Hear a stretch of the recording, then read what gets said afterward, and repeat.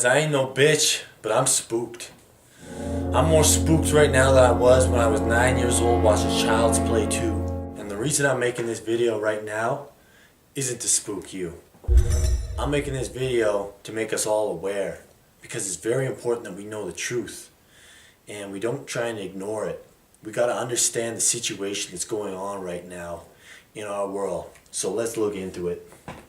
And what's got me so spooked? Well, the John Cusack movie says world ends December 21st, 2012. But this crazy Bible thumping guy is coming out ranting about the world ending May 21st, 2011. We're going to look in detail why this guy is saying world ends. But for right now, let's just talk about the real evidence that everybody's seeing out there right now. Look, I saw the 2012 movie with John Cusack, and I thought it was a huge joke at first. And as much as I want to laugh it off, there's a couple things we got to look at that are actually going on in the world right now. We got change in weather, shift in poles, unrest in the Middle East, warnings in the Bible, Charlie Sheen, advances in technology, crazy economy, and the list goes on. I mean, the signs are out there, guys. The world is coming to an end quick. So we had a pretty crazy year for weather. Pretty much every single city in North America reported record snowfall, and we had no snow before Christmas. Groundhog came out of the hole and said, "You guys are fucked. I'm going back down. I'm trying to get as deep as possible away from the mess that's about to happen May 21st, 2011. Right now in my city where we are, they're calling for winter-like conditions until May, which just happens to be D-Day. So what about the shift in the poles? How do we measure that? How do we know if the poles are changing or not? And what does it matter? Well, let me put it to you this way. Boeing equipment right now in their regular planes needs to be calibrated every single day to ensure accuracy of landing. People who are living around the North Pole or the South Pole are being warned, don't fucking live there because you're crazy.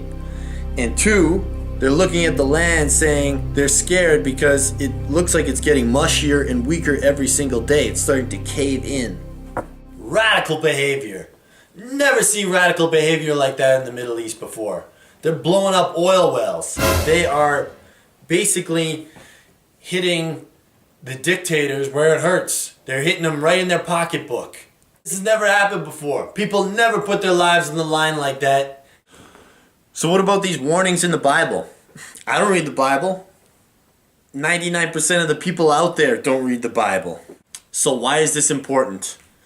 Well, apparently God is the master behind the Bible, and he wields his authority on the planet using the Bible. So he kind of put some messages in there. We're going to go to the whiteboard now and try and analyze what's going on with that. But first, I said something about Charlie Sheen. No, this is not a joke.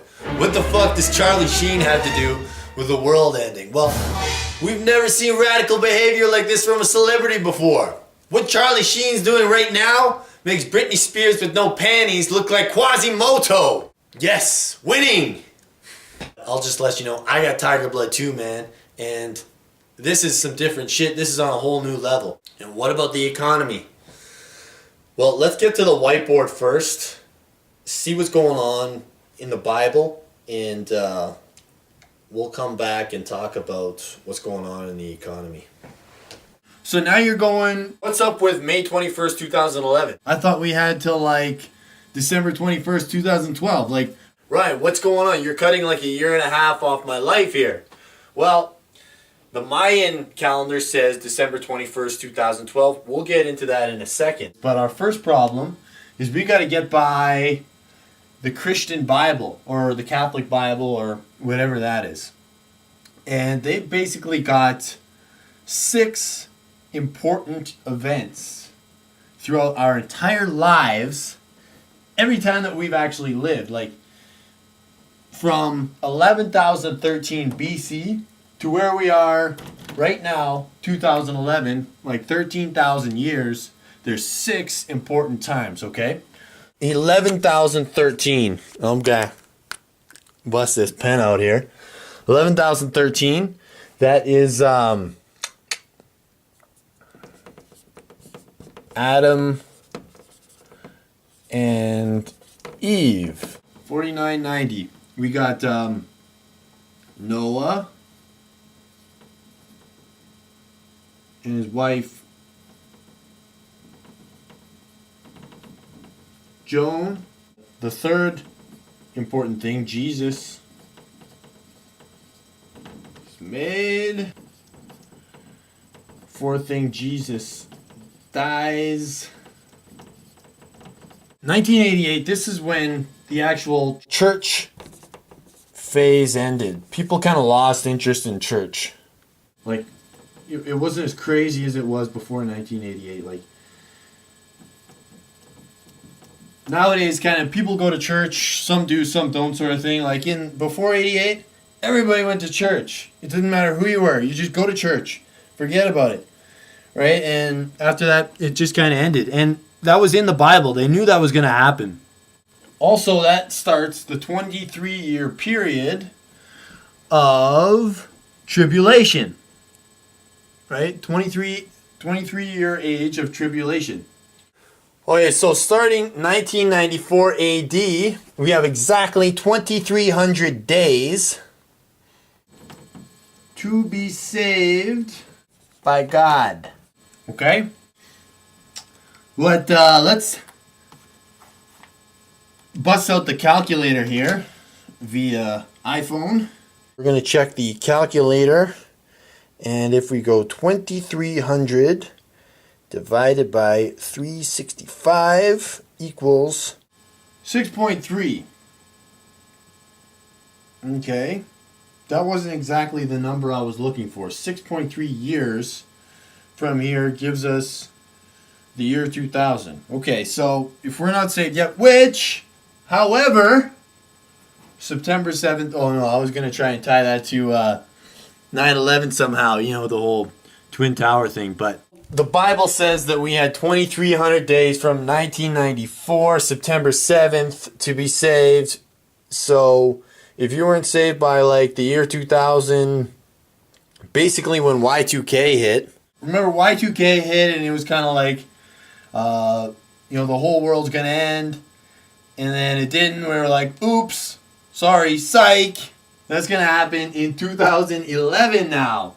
Okay, so let's talk about why 2011 is the real time. Well, 4990 was the last time where God basically had to clean his clock. The whole world as we know it. This is the last time God had to clean his clock. And, you know, there were some pretty bad dudes around at this time, 4990. Noah and Joan, his kids, and a couple animals were the only good beings left on the planet. So God came in and washed them away for like 40 days straight, real hard rain. This time, it's going to be like a gazillion times worse, right? From when it happens actually in May 21st, 2011. So where did we come up with May 21st, 2011? Well, when Noah and Joan and the kids came off the boat, God approached him. It was the first time that God's ever like come out. Like, oh! He came out on the deck and he goes, listen, I'm going to give you 7 days of refuge. 7 days to get your shit done, do what you got to do, get these animals reproducing. And Noah's like, 7 days? Dude, that's like nothing. And God goes, listen, 7 days to me is 7,000 years. A day for me is 1,000 years for you. Noah goes, okay. I gotta patch things up here then. I gotta start reproducing and teach these young kids to look after each other. So that 7,000 years, there's still gonna be good people left on this planet. God won't have to do shit, right?